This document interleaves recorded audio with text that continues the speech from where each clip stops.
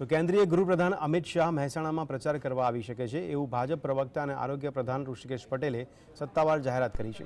હાલ ઋષિકેશ પટેલના મત વિસ્તારમાં હરિભાઈ પટેલનો પ્રચાર કરવામાં આવી રહ્યો છે। પોતાના મત વિસ્તાર વિસનગર બેઠક પર હરિભાઈના પ્રચારમાં તેમની સાથે 3 દિવસ સુધી તેમની સાથે તેઓ ફરશે। ધોમધખતા તાપમાં પણ ગ્રામ્ય વિસ્તારોમાં ઉમેદવાર નેતાઓ અને કાર્યકર્તાઓ ફરી રહ્યા છે। ઋષિકેશ પટેલે 5 લાખ કરતાં વધુ લીડ સાથે મહેસાણા બેઠક જીતવાનો દાવો કર્યો હતો। અમે ભારતીય જનતા પાર્ટીમાં માન્ય નરેન્દ્રભાઈ મોદીના નેતૃત્વમાં વિકાસથી વાત લઈને લોકો સમક્ષ ગયા છે। લોકોનો અવિરત પ્રેમ મળી રહ્યો છે અને વિકાસથી વાત લોકોએ સ્વીકારેલી છે અને વિકાસના મુદ્દા સાથે લોકોમાં ગયા છે। લોકોમાં ગયા પછી જ્યાં ગયા છે ત્યાં લોકો અમે લગભગ તમારા આ ઉમેદવારે 305 જેટલા ગામનો પ્રવાસ મેં પૂરો કર્યો છે।